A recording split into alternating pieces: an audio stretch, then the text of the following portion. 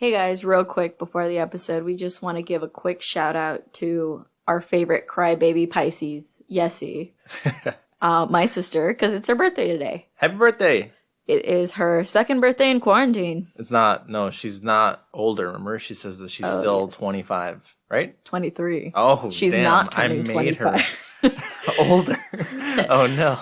Yeah, happy birthday, Yessie. Enjoy your quarter life crisis. Happy birthday. Enjoy.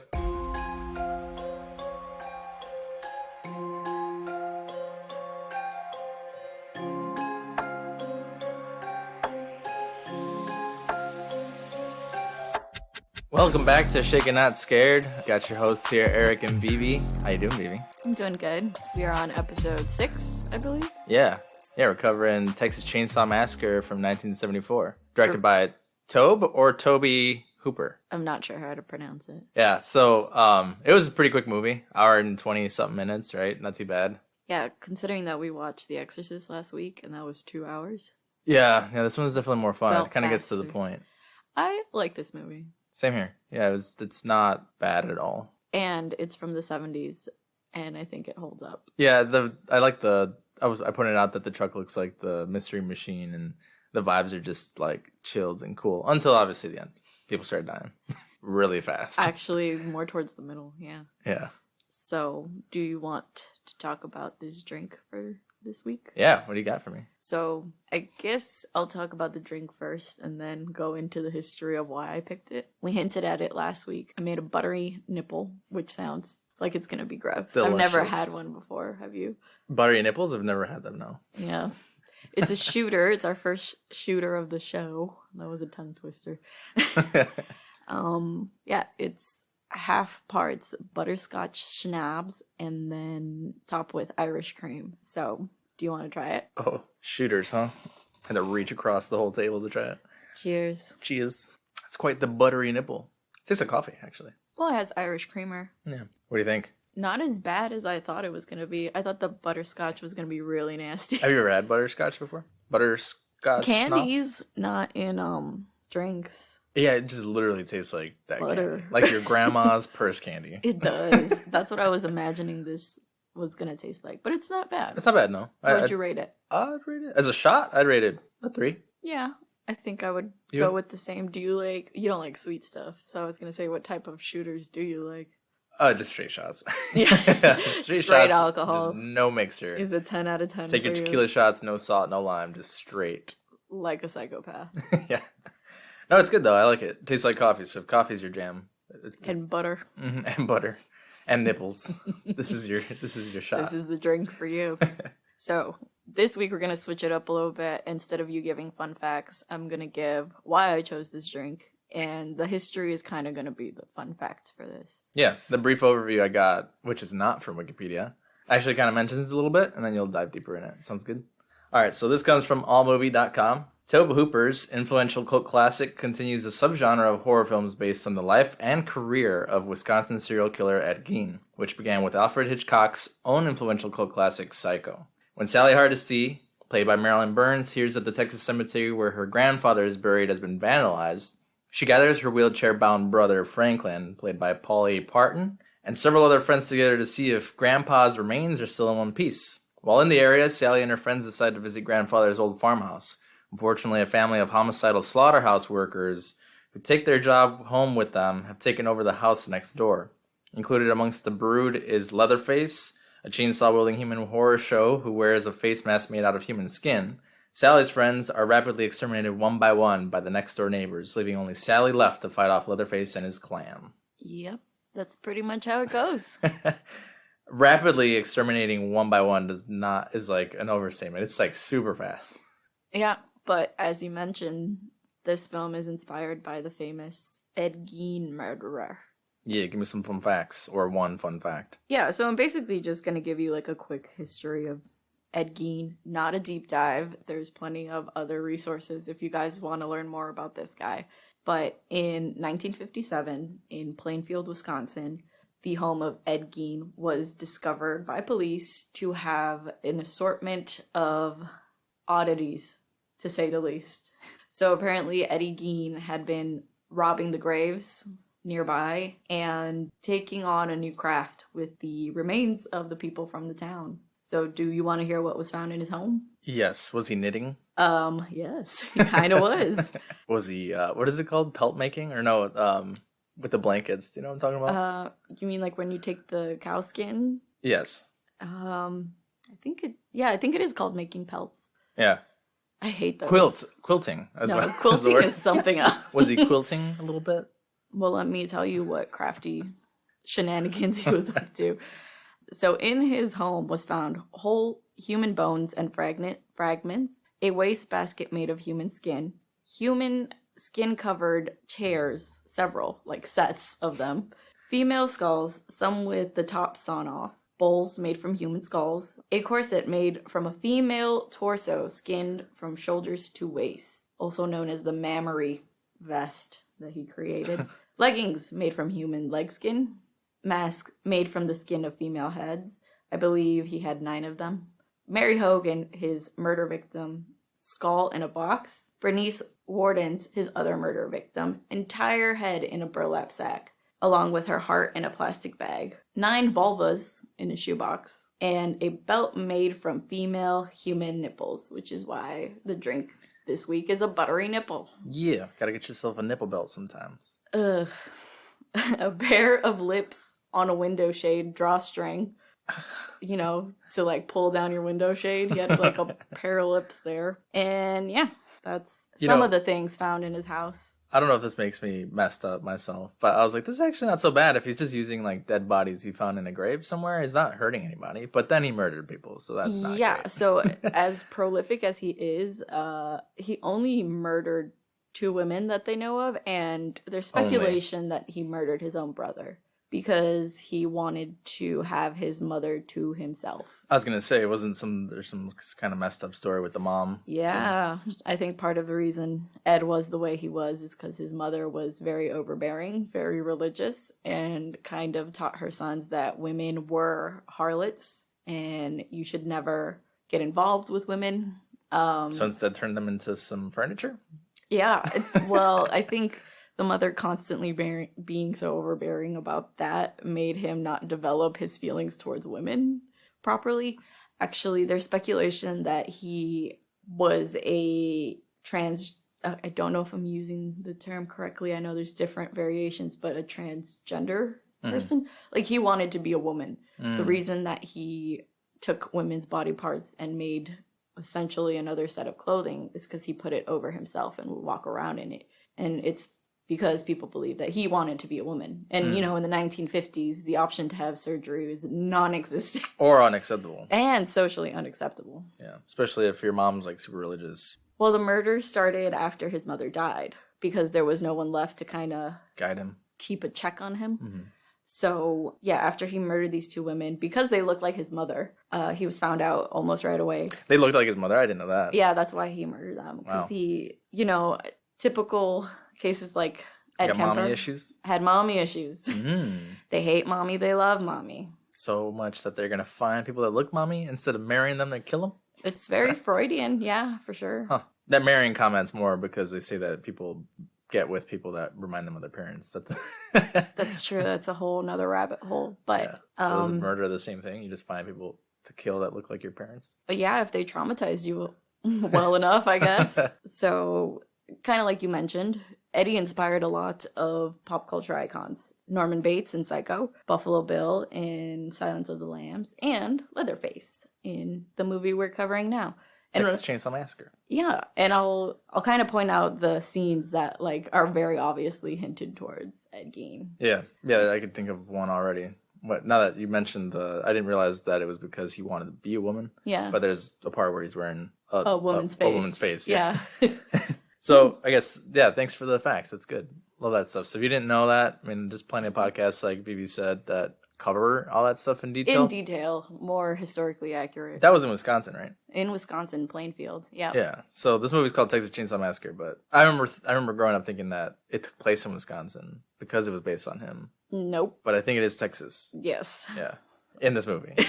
Well, it's in the title. Yeah. Well, no, I thought the Texas part was in reference to like a type of chainsaw or something. Is that a thing? I don't know. Is there different brands of chainsaws? I'm probably completely wrong. I don't know. I'm just saying what I assumed. Cool. So, do you want to talk about this movie? Yeah. So right away we get a scene of a body, corpse.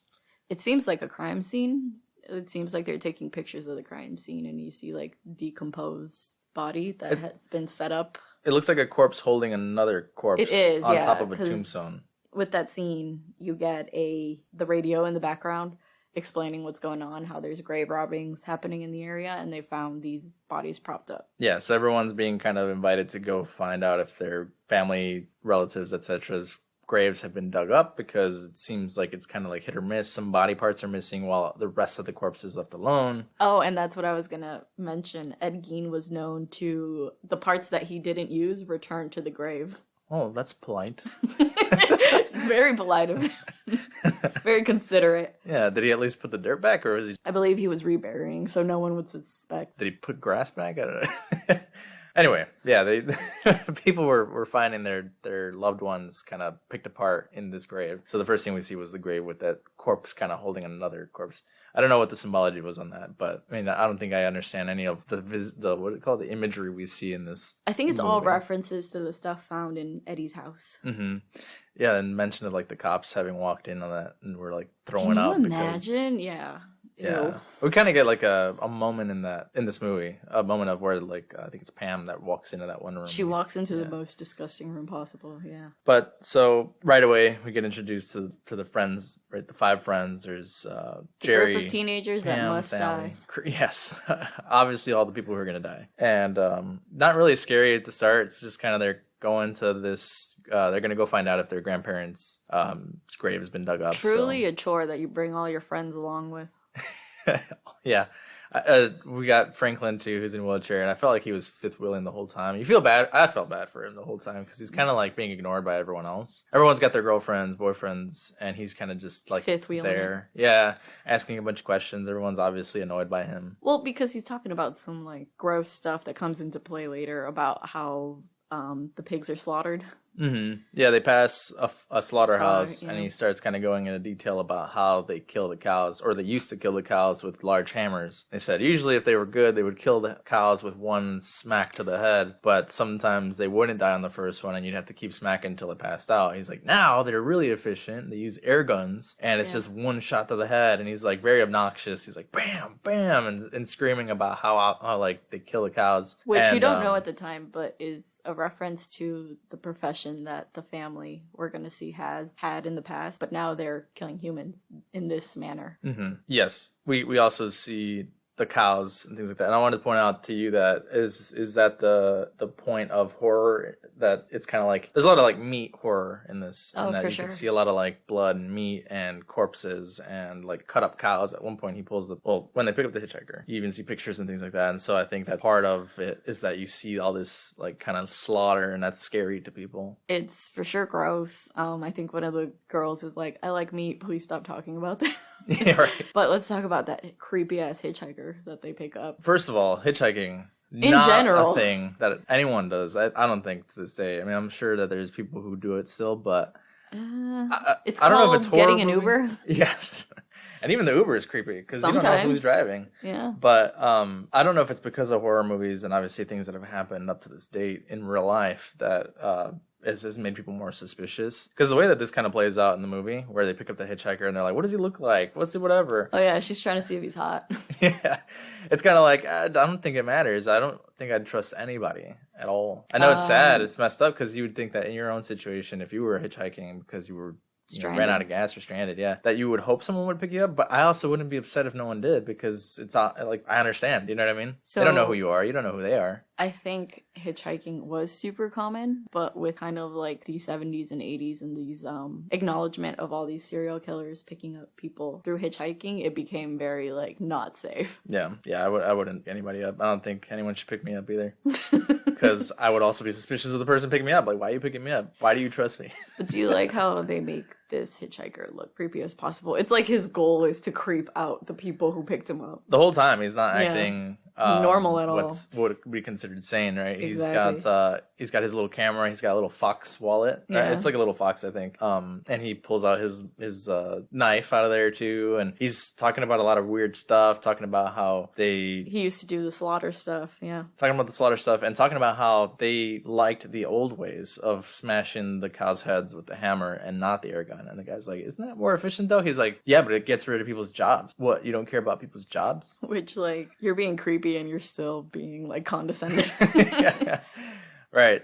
Franklin's been playing with his knife this whole time, and the guy just like lunges at him and is like smiling and laughing and takes the knife and cuts his own hand in front of everybody. And at that point, I think you stop the car and kick him out. They wait too damn long. They waited way too long. I also get that you probably realize he's unstable and you don't know how to handle it, but I think I'd be like, get out immediately. It's funny because the camera shot like shows the entire group kind of just like open-eyed and like mouth open, like what is happening right now? Yeah. He hands back the knife to Franklin and everyone's like, what are you doing? And he takes a picture of them and they're surprised. With a giant camera, I'd like to point out. Right. It's like a Polaroid, right? It comes out right away. And when he takes the picture, it kind of develops and he's like talking about all this creepy stuff. He's like, hey, the picture looks great. You guys look great. Nah, $2. Give it to me. Give me $2. And they're like, no. And not till he sets the thing on fire are they like, okay, this is the last straw. Get out of the car. Yeah, they kick him off. And as they're kicking, well, before they kick him off, right before they kick him off, he also cuts Franklin in the arm. Oh, yes, he does. Again, waiting way too long to kick this man out of your car. Right. And Franklin actually, after this, even though they kick him off the car, they keep driving, whatever. Franklin's actually kind of calm. I think if I was on a trip with friends and someone cut my arm that we just picked up, that's the only thing I'd be talking about this entire time. Like, how dare he cut my arm? What just happened? We need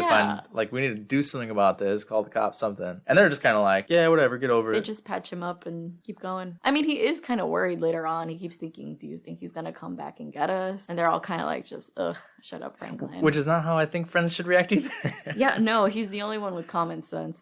Yeah, Franklin's freaking out about his arm, but not really. They just patch him up and they drive up to a gas station because they're just road tripping on this insanely hot day. They're all sweating in this car too. Yeah, this guy comes out from the store. There's already a guy sitting out front. And I don't know if it's done on purpose throughout this whole movie where they make people look kind of like either deformed or odd, right? I don't think we ever see that character again. No, he's like staring at the sun.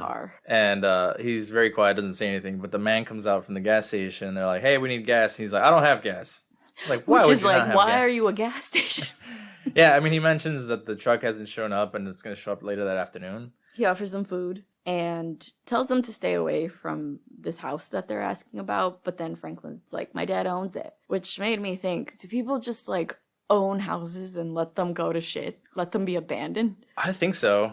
This is coming from having family in Mexico, but like a lot of families here and they have houses over there. That's just wild to me because you could make a profit. Airbnb in it? Yes, renting it out or just selling it in general. But no, they let it go to shit. Or, I mean, I don't know. Again, as we go through it, I don't know if there's any allusions to them having known the grandpa. Like, was the grandpa involved? How would you live next to this family and not know that they're doing these kinds of things? I think it implies that they have, like, moved in.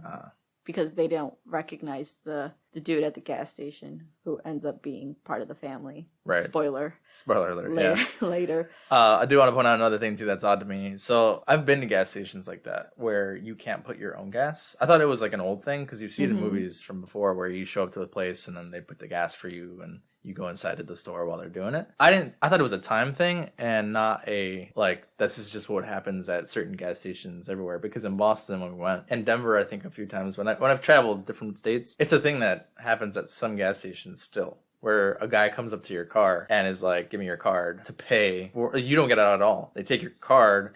Because it doesn't happen here in Illinois, it's odd. It's so odd because weird to me. Yeah. You're taught to not, I mean, I guess you're in this mindset that you shouldn't trust people in general. So why would I give my credit card to you? 1. 2, why am I letting you touch my card? It's just so odd to me. But it's normal in other states, apparently. Right. I don't know. It's just so weird.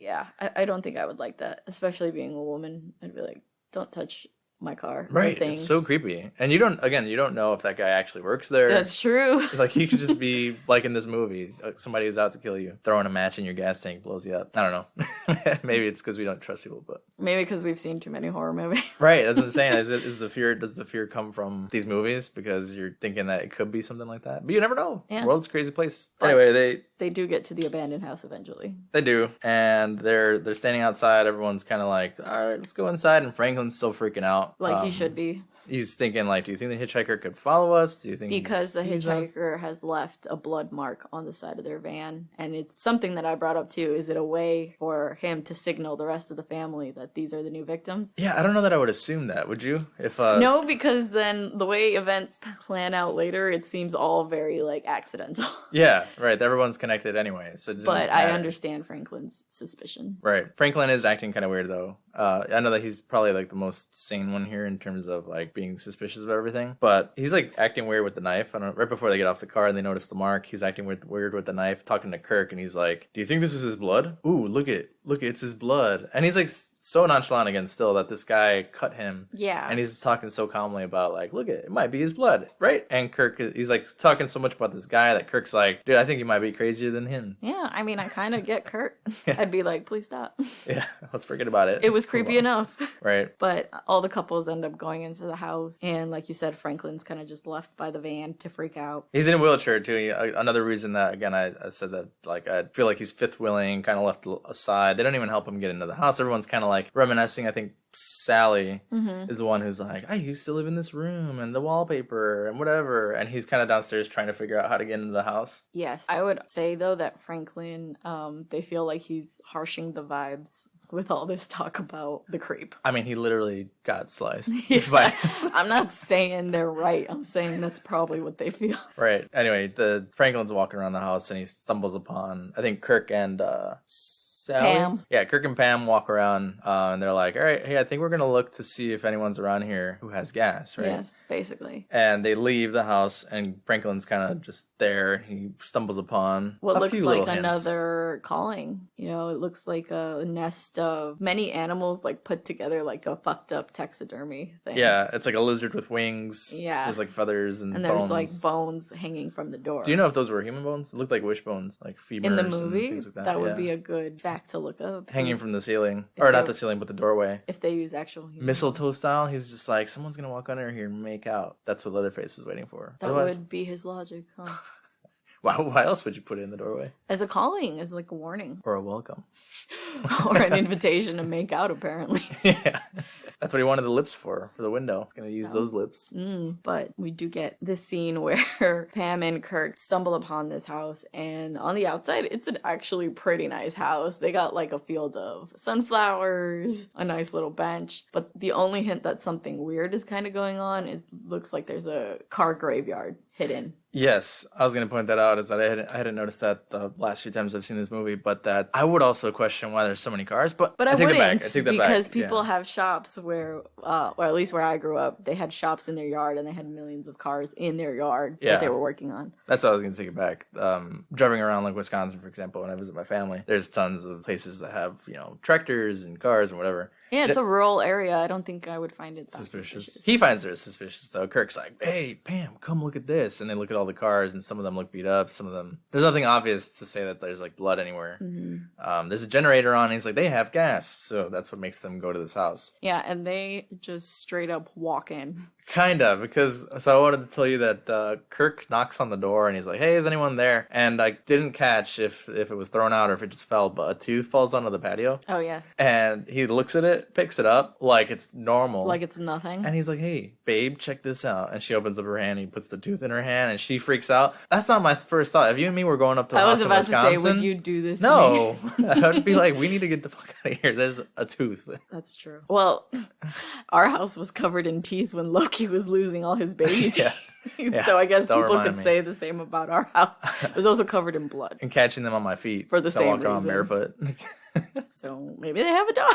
But I never did that to you. I never just took his teeth and put them in your hand and said, hey, happy birthday. I mean, kind of, because I was gross and I would want to see them. Yeah, his canine was really cool. All the other ones were pretty small, so it didn't really Tiny, matter. yeah. But when you weren't here when his canine fell out. Yeah, and I was upset. So. It was huge. It was really nice. And it had like his, what do you call it? The roots in there? Yeah, it was pretty nasty. It was pretty cool to look at. Yeah, yeah. So, I mean, this one was not cool, this tooth. This was big and ugly. Yeah, and it had like a Teeth. cavity or something, yeah. So, anyway, he finds the tooth, gives it to her, freaks her out. And he keeps knocking. I wouldn't keep knocking, but he knocks keeps so knocking. hard that the door opens. Door opens, and he sees kind of inside the house. It's kind of dark. And there's it like a room in the back. kind of just looks like someone who's in a really rural area would decorate, right? Like a bunch of animal skulls on the wall. Like, again, Hunter, I wouldn't like guess. There's like cow skins hanging from the wall, which I don't know what it is about cow skins. Yeah, you do get freaked out. I hate them so much. They're terrifying. Did you know I have a hide here in the house? Why would you do that? Because I made leather stuff at some point. Okay, but it's not like a whole cow skin. It was. I cut it up. Okay. I don't know what it is. I think it's just so like unsettling to see them. That would freak me out more than I think the skulls of the animals. But eating meat doesn't? You literally want birria right now. Yeah. You promised me tacos after that. Yeah. Just remember the cowhide when we're eating it. No, I will not. But yeah, so it does look like a totally normal house. I've been to houses like that in Wisconsin, and the vibe is not like a weird one at all. It's just like the style of those types of houses. But immediately, He Leatherface pops up and just slams Kirk in the head. Yeah, he warning. Stumbles through the door, and yeah, just smashes him. I thought it was crazy how and I think it's crazy in movies in general when they do this, that like he smashed him in the head and he starts convulsing. I was like gonna an animal. say, is that a real thing that happens to humans? I think so. It's like you go brain dead and your body starts to like jolt because your nerves are not responding to your. I probably sound stupid, but that's my imagination, or what I imagine is happening is that you kill the brain to some extent, and the body is just freaking out because of signals being sent throughout the body, right? Or you're in shock. That could be the other thing. It's like details like that I find unsettling in horror movies, not so much the actual kills. It's like what the human body does. Mm-hmm. Maybe it's why I really just don't like body horror. It's too real for me. Yeah, we talked extensively about like that yesterday.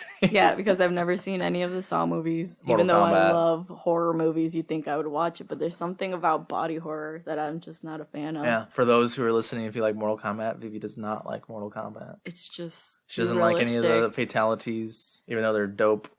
Yeah, we can talk about Mortal Kombat when that comes out. You will play it because I don't play video games. No, the movie coming out. Oh, yeah. I wonder if they're going to do like gruesome kills. Like, probably. I mean, they have to. But they have to. We can talk about all the gore then. Amazing. Yeah, Vivi's going to have a great time. But yeah, so Leatherface smashes Kirk's face. He's convulsing. And Pam doesn't know. No, she's outside kind of like, hurry up, let's go. And Leatherface just kind of carries him into the house and like slams the door behind him. Pissed. In his defense, I would also be very upset that people are just entering my house unannounced. Yeah, I mean, it's, I don't know if this is a thing everywhere, but if someone trespasses on your property and you feel threatened, you could technically defend yourself. And honestly, 3 out of the 5 kills are because they all trespassed into his property. Yeah.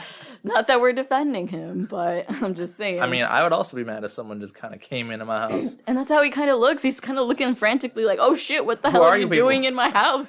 Why do they keep coming? Yes, that is literally how he acts. He's like freaking out every time that anyone runs in. But because right after Kirk, Pam, immediately after, his girlfriend goes to look for him, and she's kind of like walking into the house again, fucking rude. Also stumbles in. She stumbles into another gross room. It's like covered in feathers. There's a chicken. Nasty. Yes. And this is the moment where we get all the scenery that you're probably talking about. Yeah. So she looks up and immediately sees a chair. It's not covered in human flesh, but it looks like it's made out of human bones. And I would like to say that I kind of like that chair if it wasn't made out of real human bones. If it was an animal bone. No, just fake plastic Halloween bones.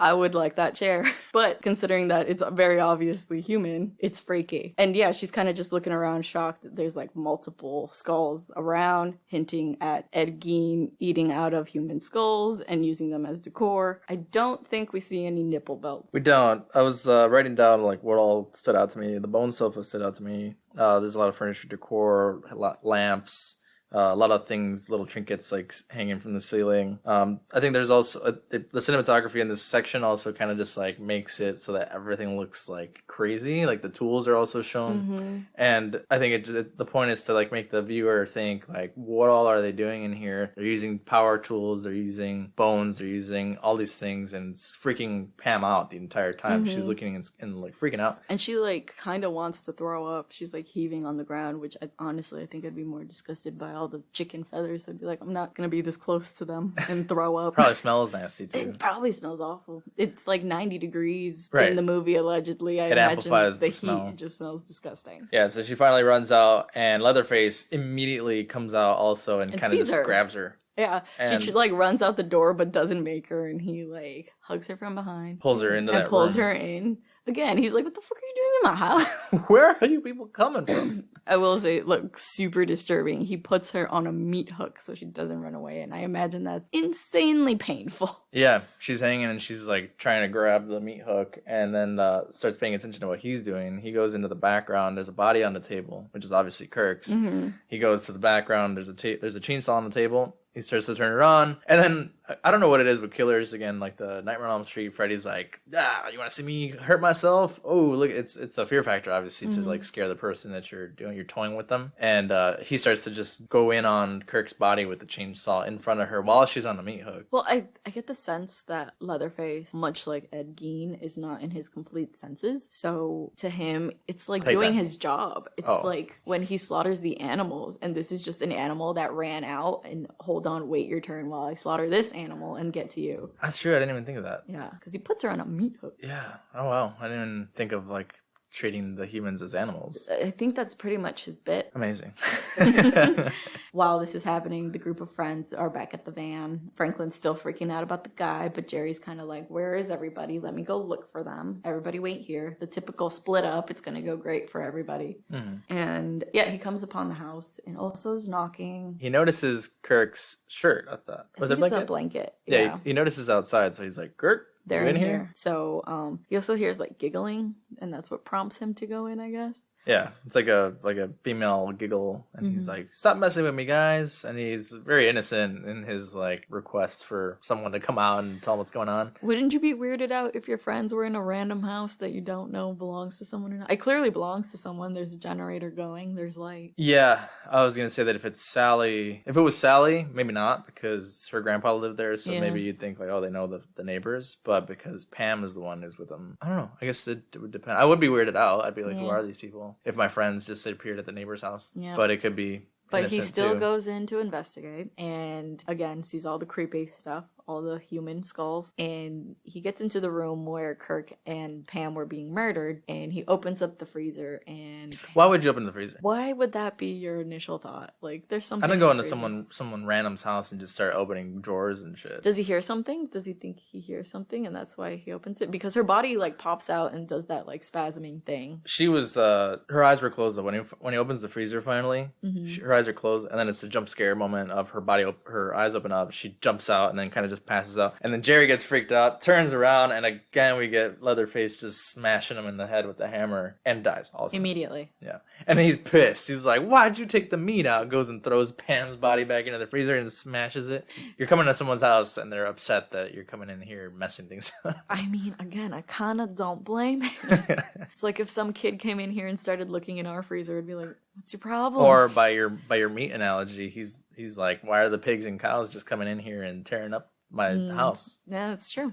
They belong outside. Yeah. So he really closes the freezer, putting Pam back, and it's getting later in the day, and it goes back to where Sally and Franklin are. We don't really get a lot of them alone. So like Leatherface and the house, it's always just whenever someone stumbles in, that's when we see Leatherface in the house. And quick kill and pans back to the friend. So Sally and Franklin are at the truck. Arguing like siblings do in the worst possible time. It's nighttime. It's super dark out. They've got the car on to shine some light. Franklin has a flashlight. And they're freaking out because they're like, where are they? Where could they possibly be? The house that they went to visit is not in shape to just stay the night or hide or hang out. They're just hanging out in the car. But Franklin, again, is the only one with common sense because he's like, let's just take the keys and go. We'll come back for them later. Well, he says let's take the keys and go back to the gas station, which we later find out is not wouldn't have been the right choice. But Doesn't matter. They don't have keys anyways. Yeah, so they start fighting over the flashlight because Sally's like, I'm gonna go look for them. And Franklin's like, no, man, let's just hang out here. We should stay together or whatever and go find help. Sally is really cool because I think she, in the moment, nothing has actually happened to them, but she's freaking out and she's like, you know what? I don't need the flashlight. I'm gonna go look for them myself in the dark. Yeah. Would you do that? Yeah, I don't know if it is just being like the older sibling, but when you like fight with your sibling, then it's just not going well. You're just like, fuck it, I'm gonna go off on my own. So yeah, I could see that happening. Would you do this if you were in the middle of nowhere in Texas? First of all, I wouldn't be in the middle of nowhere because I hate road trips. I have to pee every 20 minutes. That's not going to happen. Yeah, I think the gas station. We would have had to stay at the gas station because I have to go to the bathroom all the time. Which also would not be a good idea. Which also would not have been a good idea. But yeah, she goes off and Franklin gets freaked out. He caves and he's like, fine, take me with you. You're not going to leave me here by myself. Yeah. And like you kind of don't expect this, but they're in the woods and like just... She's pushing him and in the wheelchair. They're moving along and he's like, wait, I hear something. Chainsaw to the Out gut. of nowhere. Didn't even know he was in the forest. This is the only time that I would say, okay, dude, they're not on your property. You didn't have to do that. No, yeah, he finally went out to look for them. I'm wondering if that's because, so I guess kind of backtracking a little bit, after he kills Jerry, he runs out to the window. Leatherface kind of runs to the window and opens up the curtains and is like looking around. So I'm wondering if that means honestly, he's just freaked out that people are coming to his house. Yeah, he's like, are there more of you guys? So that's probably what prompted him to go out into the... Be like, I'm just going to take care of this. Yeah, so he chainsaws the crap out of Franklin. Franklin's dead. And Sally runs her ass off. Yeah, she really does. She's running through the tree line. This isn't when Leatherface decides to start like redoing the landscape, does he? No, I think she actually runs like straight past him into his house. Yes. Yeah, she sees the lights on and she's like running around. Obviously, she doesn't know that this is his house. She just thinks he's a killer, just out on the loose. And he follows her up to the front door. She closes the door on him, and he starts to just destroy his own front door with the chainsaw and starts cutting it up. And I was telling you that I guess later they address it, but I was like, so he just is like so cool with just knocking his own door down. I don't understand. So anyway, he like cuts it all up, and meanwhile he's doing that, she runs upstairs and is like screaming for help because she again still doesn't know that this is his house, and she encounters an old man, which I think at this point as a watcher you think it's a dead man. Yeah. It's a dead man, and then she turns around and there's like a skeleton of a woman in a sofa chair. Yeah. And so she's screaming, and she runs back down, and finally Leatherface gets into the door and starts chasing her. I would like to say that scene, though, very reminiscent of Psycho, where we find out that Norman Bates' mother is not alive, and it's been a corpse in a dress the whole time. That's literally what they look like. And again, it's a reference to Ed Gein and his obsession with his mother, but also Ed Gein, I don't think, preserved his mother. It was just other women's body parts. But yeah. Was his dad in the situation though? He had a father, yeah, but his father was like an alcoholic, not really in the picture. Not present. And his mother was so overbearing that like she was the primary parental role in the family. And then his father died of alcoholism, so he was kind of like a non-factor in his life. Okay. Yeah, I was just wondering if any of that played into this movie too, because there's very clear, like, before knowing the Ed Gein thing, in the next few scenes too, there's a lot of like man thing in this house. The male, what's it called? There's no sister, there's no mom. No sister, no mother. It's all the male figures in the family. So I was wondering if it was like something like that, where probably trying to do the opposite of what Ed Gein was. Yeah. Where he was so obsessed with his mother. This one is like, it's all a patriarchy of men. Which is scary as well. Yeah, but they kept the grandma alive, or like in the attic with the grandpa. Yeah, the body of the mom or whatever. Because even though he looks dead, we find out later that I don't know what the fuck is going on with him. I don't even know what he is, because it's like, is he dead? Was he brought back to life? Is like, he a zombie? Yeah. Is he paranormal in some sense? Is he just so old that he looks like a corpse? That too. But she sees all this, and Leatherface is running up the stairs to catch her. And I'm just like amazed that this girl throws herself out like a 2-story window. Not hesitation. Not the only time she does it either. The queen of throwing herself out window. Yeah, she's no hesitation. I mean, you see plenty of movies where people are like, "Oh my god," but no, she just straight up runs out the window. Which is like, I guess, why she survives. And Leatherface is like, "Damn, bitch, you crazy? I'm gonna take the stairs." This bitch crazy. You ain't gotta do all that. No. have a chainsaw. I can't like catch This you. is not safe. I'm gonna take the stairs. On the topic of chainsaws not being safe, later he cuts himself. Yeah, I was also gonna say he runs pretty fast with the chainsaw. He does. It's I think it's on purpose too. I'm sure the actor like was probably thinking about how could I seem scary running around. He's like swinging it, not the way I would walk around with a chainsaw. No, very unsafe. Yeah. So he's running after her. She runs back out into the forest, and this is when he decides to start, cutting the bushes and the trees and stuff To get to while her. he's chasing her. And she's kind of like giving up to some extent because she kind of stops falls, running. yeah. And he's in the background like trying to cut some bushes and branches and stuff to get to her because he's too big. And he finally kind of catches up to her. She runs, and then they make it back to the gas station. The gas station, and She runs in, and he doesn't follow because the man from the gas station kind of comes out. Yeah. I thought that was odd too. Again, if you were watching this for the first time, would you wonder why he didn't continue to chase her into the gas station? Because at this point, you don't know that the old man is a bad guy. Yes. He's creepy for sure. Oh yeah, he's really creepy because she runs in there and he's like caressing her face and she's like clearly freaking out and he's like hugging her and I'm like, gross, man. Mm-hmm. And she keeps saying that they need to call the police and he's like, there's no phone here. We're gonna have to get in the truck and go somewhere. But he pulls that rope. Yeah. Well, he goes to get the truck and she's kind of looking around and seeing like all the dead meat hanging, which like pegs the question because they got food from him earlier. Did they eat human? Maybe. Like I said, there's a lot of meat horror in this, and that like you see a lot of you don't know. I think that's the point. Is that you as the viewer are like, is that now that you know that they're kind of cannibalistic in a way? Yeah. Is it human or is it cow or is it what is it? Yeah. And I think that's part of the horror in her eyes is that maybe she's also wondering the same thing. Yeah. And then he finally comes down. He has a sack and some rope. This is when she finally realizes that this is... She's like, why? Her face is so like, oh my God, not again. Yeah, I mean, I understand her. He starts to beat her with a broom because she grabs a knife off the counter. Does nothing with it. Was it a knife? Yes. Yeah, she grabs a knife off the counter and he's like, oh, no, don't worry about it. It'll be fast. And he kind of just grabs the broom and starts getting her out, escobazos, which is just brooming the crap out of her until she gets knocked out. This scene is super long. I was telling you that, like, out of all the scenes that are so fast paced, this scene takes forever for some reason. And they just tie her up. He puts her in the back of the pickup.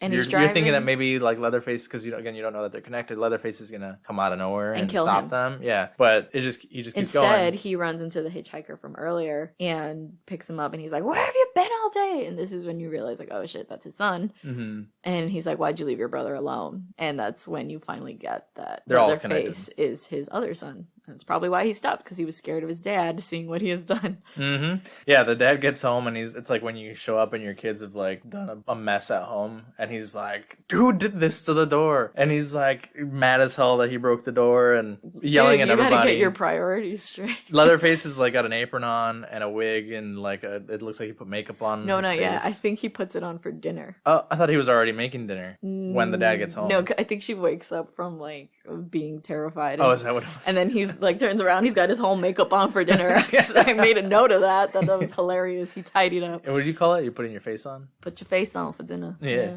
That's what he did. He literally put his face on. Figuratively and literally. But yeah, he's cooking. He's got a little apron on. He's like he's got pots on the stove and everybody's getting ready for din. And they tie her to this chair that's literally got armrests. Human arms on it, yeah. Awesome pun.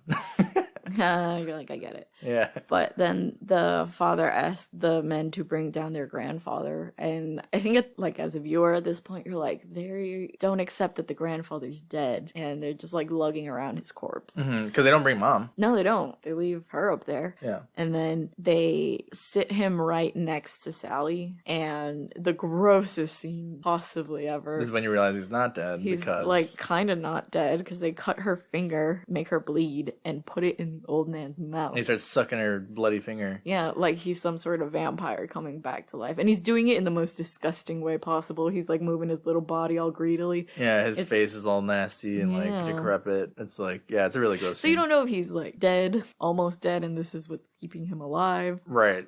This whole part is kind of like, what is this? Is it a cult? Is it some sort of like thing that's going on? Just I don't know. crazy The dad is like yelling family. at Leatherface. Like again, you're thinking that Leatherface is like the big big bad. And he's yelling at Leatherface like he's a baby. Like, he's yelling at him, and Leatherface is, like, freaking out and, like, grabbing his head and then afraid of the dad. And then the younger, well, I guess I'm assuming it's his brother, the younger guy is, like, kind of, like, revolting against him, like, saying, like, no, you don't even like the food. You don't like to see us kill her. You don't like to see us hurt her. And he's like, I don't like the killing part. I just like the eating part. He's like, you're just the cook. So, like, that begs the question, is eating the humans what's keeping them alive this long? Is that what's hinted at? Maybe, because the dad kind of keeps saying, like, you don't understand. Yeah. You don't understand any of this. You don't understand what's going on. So I wonder if they think that this is what's happening and it's not. Or maybe it is working, because this old man looks like a corpse. He looks like a zombie. But he came to life with some blood. And during this scene, I don't blame her. She passes out. And then she wakes up and sees them all having dinner already, and Leatherface has changed his face. Yep. And you see a little headlamp. It's literally a head. It's literally a head, which is a reference to the skin lamp that Ed Gein had. And it's like a long, drawn-out scene, I kind of think. Again, the kills are so quick, and then, like, the scene where they're having dinner is drawn out so much. Like, this chaotic scene. I think it's meant to freak you out, like Sally is freaking out, and that you're like, what is literally happening right now? Because they do zoom in on her screaming and her face eyeballs. And her eyeballs and the blood vessels in her eyeballs. I'm like, I get it, okay, but they're like really focused on it. I think it's because, like, picture yourself in that situation. I was kind of writing it down too, is that, like, there's no end in sight. Like, you know you're gonna die because there's no obvious way to escape. You're tied down. There's these crazy people in front of you talking about nothing that makes sense. They've got this corpse here sucking on your bloody finger, and they're telling you to eat. And they're telling you to eat this food that could potentially be human food, right? It could be your friends, your dead friends. Yeah, because you don't even really know where they've gone at this point, but you're assuming they've dead. Been killed by them, yeah. So this is when we were kind of getting, like, again, into the details of the dad saying that, you know, you don't understand, the brother's revolting or rebelling. Sorry, I keep saying revolting.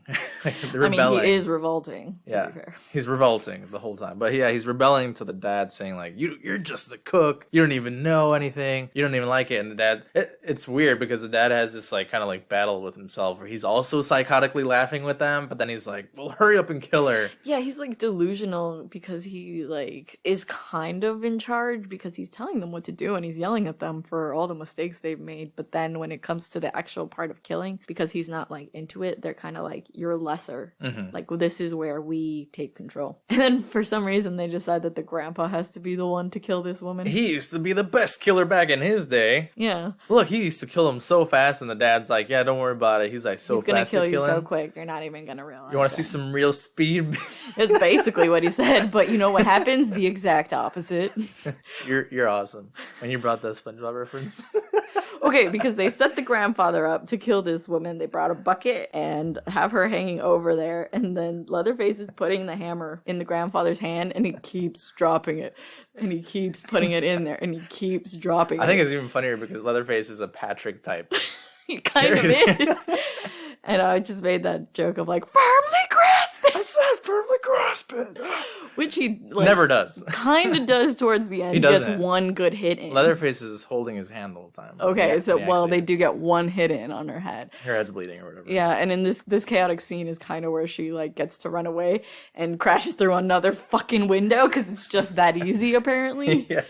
Yeah, and they're chasing after her, and they're kind of toying with her because it's she's kind of like running, screaming fun. Chaotically. She's obviously hurt because she's, like, limp running, and the brother with the camera earlier is, like, kind of like baiting zigzag her, running after her and slashing at her back with a shaving knife. Yeah. And they run out into the street, and let's talk about the most chaotic ending we've probably seen in a horror movie because this much is happening.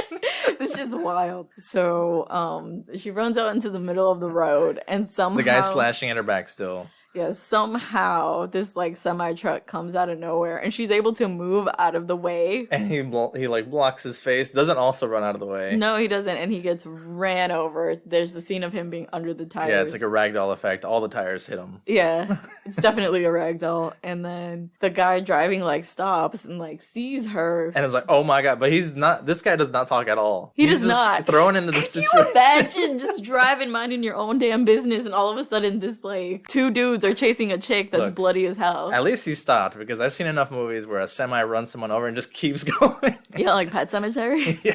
But so yes, the guy gets off the car and is like, again, you don't hear him say anything, but he's like running after her to be like, you need What the help. fuck? And Leatherface comes around the corner of the truck with the chainsaw, and he just like, the "Oh, baby in fuck." those memes, like, just turns around with an O face and runs into his But truck. pulls her into the truck and closes the door. And this is what pissed me off. Why didn't they just drive away? Yes, Leatherface is like slashing at the door with the chainsaw, and the chainsaw's not cutting the Not door at all. penetrating it. They could But they have driven get away. off the other side Yes. for some reason, and The dude grabs like a wrench and like they're running away.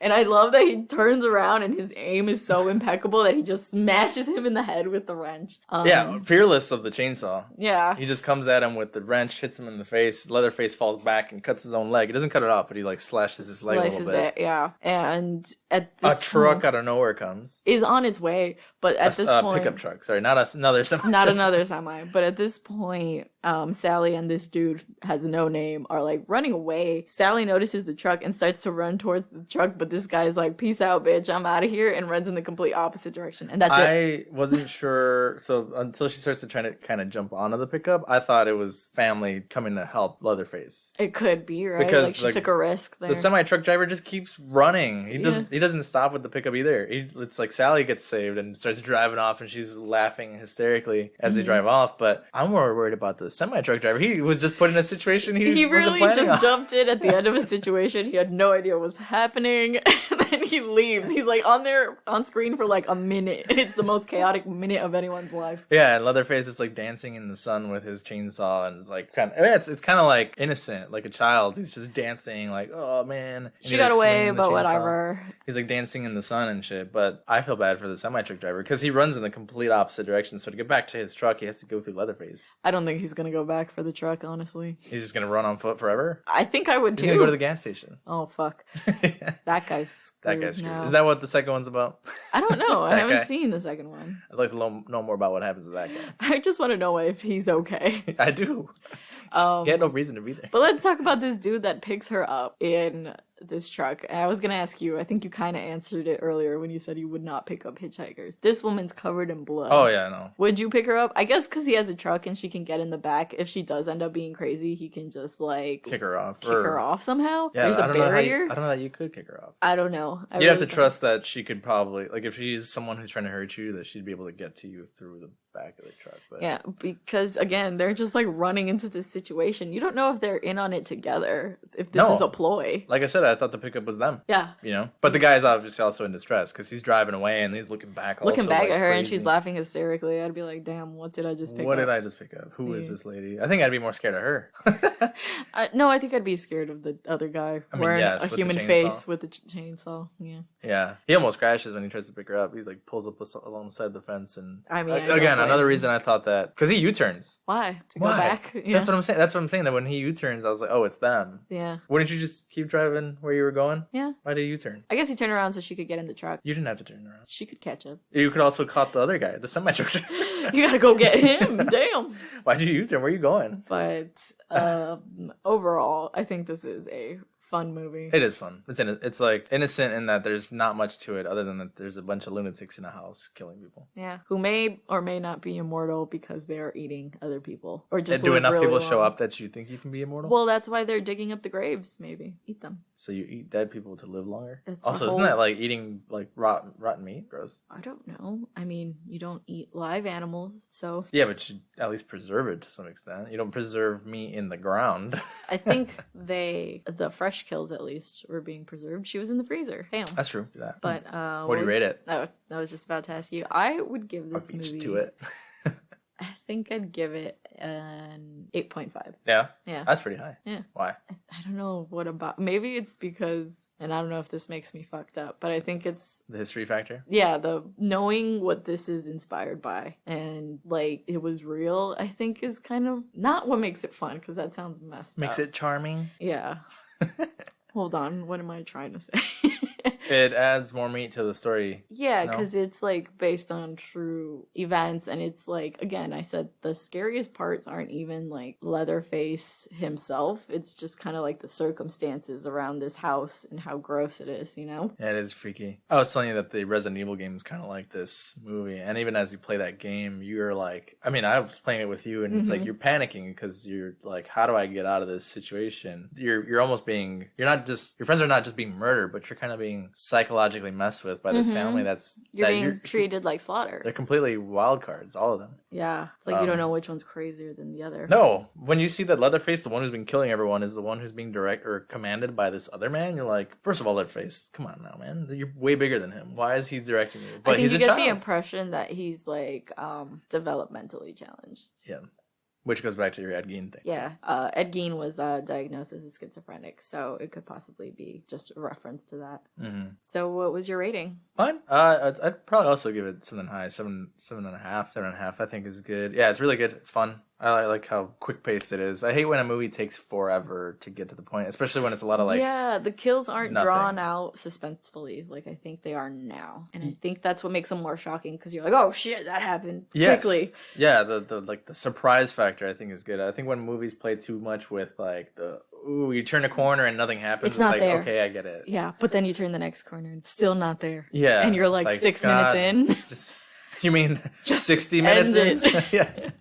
Yeah, I think it's fun because it's. I'm surprised that it's from the 70s too. Because Well, we watched the remastered version, so the quality's a little better. well, no, I didn't mean in that sense, but more like as much as we think it like Halloween, Nightmare on Elm Street, Friday the 13th are like the super classics. I think this is like better than all three of them. Oh, really? Yeah. Controversial statement. Yeah, I do. I mean, not like I'm not saying like League's better, but I think this one's more fun than all the rest. Yeah, I think they're all good in their own ways. I think they're actually all pretty different, even though they're all Right. slashers. I think I like this fear factor more in that like you have a group of insane people that you can't escape. I mean, I think the reason that like movies like this are what freak me out. Maybe of all the horror movies like Devil's Rejects. We watched House of a Thousand Corpses. Like that again. I think it goes back to like humans being The scariest thing out there, for sure. You know, because like Mike is a human, but he's almost godlike in that he's like invincible. He all these other becomes ones, you know, like that, yeah. like Freddy is a dream thing, and you know, Friday the 13th. They all is kinda have human something too. kind of supernatural about them because they don't seem to die. I don't know if that's probably what happens to this Later character movies. later on in the franchises, but yes. Yeah, I think it's the part that like these people could exist, Yeah, and that's scary, right? that's true. I think that's what makes it, like you said, not like it's way better, but it's like a different type of movie. Right. Yeah, It's fun. this is fun. Do you want to talk about what scared Loki this week in the movie? Yeah, so all the incessant honking that they were doing to try to get Kirk, Jerry, and Pam back while Franklin and Sally were waiting. Not the chainsaw noises. No, you would think he would. I was so surprised with him. And he also didn't get scared. He was just kind of intrigued. He kept tilting his head. Every time they kept yelling Jerry, he'd like look like your name's not Jerry. Why do you keep looking? Well, like, your dad's name is Jerry, so I thought it was kind of funny that he Yeah. was like head tilting. Yeah, we've never said his name Jerry that way, but yeah, it's Yeah. funny. But yeah, the honking kind of intrigued him, but he didn't bark or growl at anything. No, he was just like, "Is that my ride?" I gotta Where are we go. going? Yeah, that's what he kind of acted like. So, do you want to tell us about it, Loke? Sounds great. Thanks, buddy. So, Well, that was Texas Chainsaw Massacre. the original. The original. I Yeah. guess we'll do the remake at some point. Yeah, we might circle back on these franchises. We just got, I'm waiting for it in the mail, but we just bought a poster where we could scratch off scary movies. So we will continue to do polls on the Facebook and social medias that we've got to kind of ask you guys what you want us to watch next and what cocktails you want us to do next. But we're going to probably help or use the poster to help us decide what movies to go on as, you know, we kind of get more feedback and stuff. Yeah, because right now I've kind of been trying to stick to timelines. We've mostly been covering 70s and 80s movies. And I'm more for everything. all Yeah, over the so let place. us know if you want to kind of have us go in order, or like Eric says, if you just want us to Jump around. jump around in this timeline. Because we But could always hit the classics, but I think modern ones are fun too. Because we don't know They anything are. about them, you know? Yeah, well, some of them. We've seen some modern ones. Yeah, Hereditary. We've seen Midsummer like 300 times. Yeah, there's enough horror movies coming out lately that I think it'd be kind of cool able to see something completely fresh and get our exact like new opinions Yeah. on it. Well, next week, it's not new, but I haven't seen Amityville, the original one, ever. So that would be new for me. You said you saw it. I did. I've seen both. I've seen the one with Ryan Reynolds. And I've seen the one with Ryan Reynolds, but I haven't seen the original. They're both good in their own way, but they're basically the same movie. Okay. There's not anything that different. Cool. Yeah. And so next week, you're the one who's going to be giving the history on that. I will. Yeah, because I'm a man and in a house and could. You're going to potentially- murder everybody? No. No, yeah, it'll be fun. I like that movie. So, as always, we hope you had a good time here with us. If you want to reach out to us or follow us on any of the socials, we're at Shaken Not Scared Pod on Facebook, Instagram, Pinterest. We have a TikTok too. We try to post the drinks on there. So if you want to follow along, send us an email at shakennotScaredPod@gmail.com. You can listen to us on all of your favorite podcasting sites: Spotify, Apple Podcasts, Google. We just fixed Google. For those of you who are listening on there, thank you. Stitcher, anywhere, you name it. If you're listening to us on Apple, rate, review us, tell a friend. And yeah, I think that pretty much wraps it up here. Yep, let us know what movies you want us to watch and what cocktails you want us to drink. Okay, thanks. Bye. Bye.